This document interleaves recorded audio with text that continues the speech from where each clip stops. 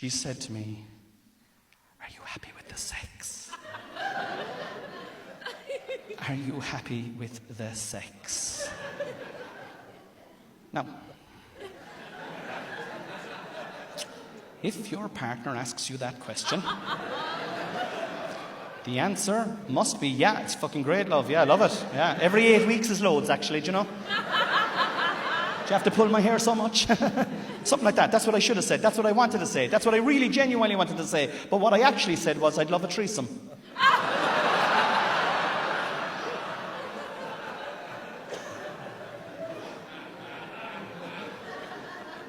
I'd love a threesome. I don't know why I said that. I swear to this day, I don't know why I said that. It was an accident. I didn't mean it. But then she said to me, I know. I said, how the fuck do you know? How do you know? And she said, because I was on your laptop this morning.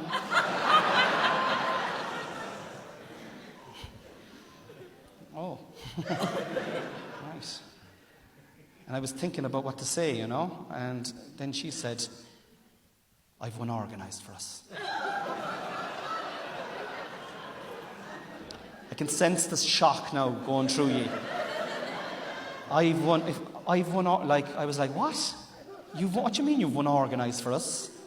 She goes, look, I know you've been through hell the last couple of years, you know.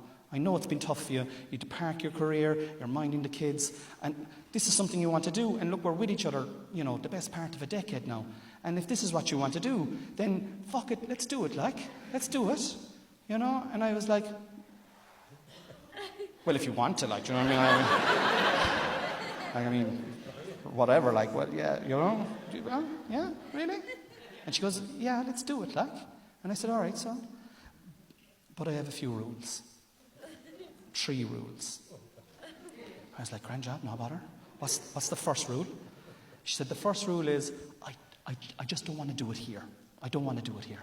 I said, grand job, give your sister a ring, I'll book an Airbnb in Kenturk.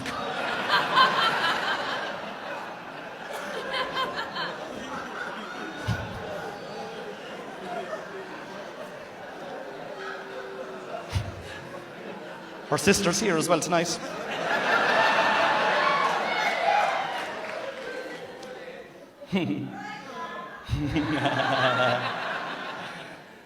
And I was like, and she said, no, you fucking idiot. I don't want to do it here. You could fart in Mallow and they'll smell it in Dublin, do you know what I mean? We're going to go away. We're going to do it away. I'm after booking us a weekend away in London. We're going to stay in a little borough called Shepherd's Bush. And we're going to tell everybody that we're going to a soccer match. We're going to go to an Everton soccer match. Everton were playing in London the next day. All right? And she had booked tickets under the guise of that. That was what we were going to do. Nothing about a threesome, which I would have gladly put up online.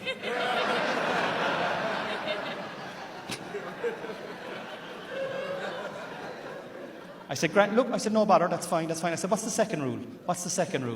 And she said, look, the second rule is I don't actually want to be in the threesome. I said, what? I said, that's a fucking twosome, love. I've had 7 or 8 of them, you know.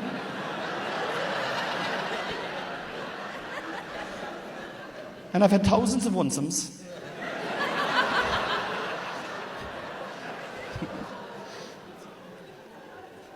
She goes, no, you fucking idiot. She goes, I don't want to be in it, but I'm after organising it for you. And I was like, what do you mean you're after organising it for me? She goes, I'm after booking. And I was like, what the fuck does that mean? I'm after booking 2 ladies of the night. I was like, what? Two ladies of the what? She goes, I'm after getting 2 prostitutes. I was like, what? She goes, don't worry, they're high-class prostitutes. I was like, we can't afford that. She goes, I'm after getting a great deal on them. I was like, what do you mean you're after getting a great deal on them? What kind of a deal did you get? She said, I asked them how much they were. They said they were €1,000 an hour. I said, my Connie will only need 3 minutes maximum.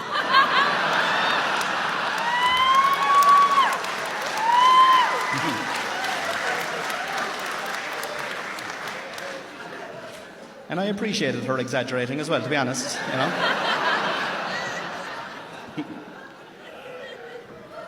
I was like, all right, okay.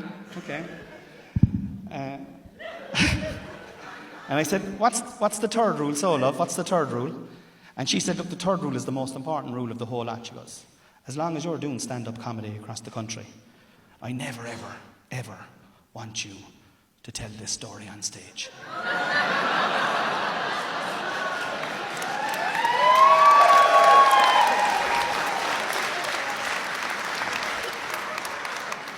And I never will, yeah? That's my style. So that's what the 2 suitcases were packed for, lads. That's what they were packed for. And the next morning, we were off to fucking London, right, to go and see a football match, all right? And I never forget, we got up to the airport, Stansted, into Sunderland, down to Birmingham.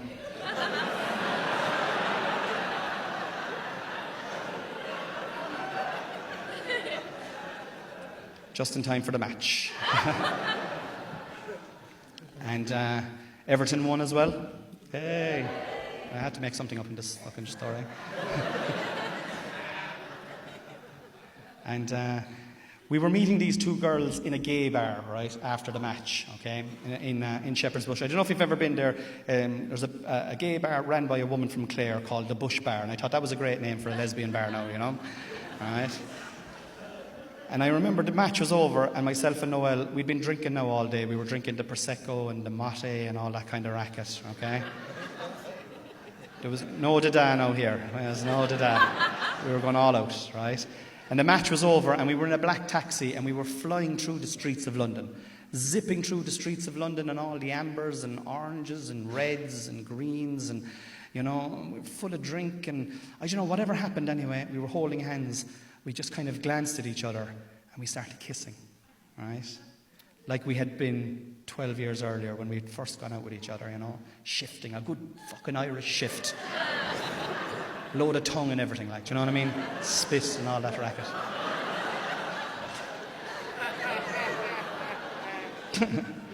Locked, we were locked. You know? And like, I don't know what happened, something came over me and I was like, fucking hell, I just felt full of life and full of just vitality, and I was like, fucking life is for living, like, you know? Life is for living. And you have to do shit, you have to get up and go and do shit and make stuff happen, you know? And I remember the taxi came into Shepherd's Bush, right?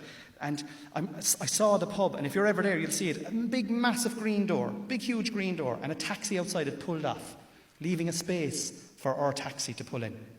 And I was like, God wants this threesome to happen.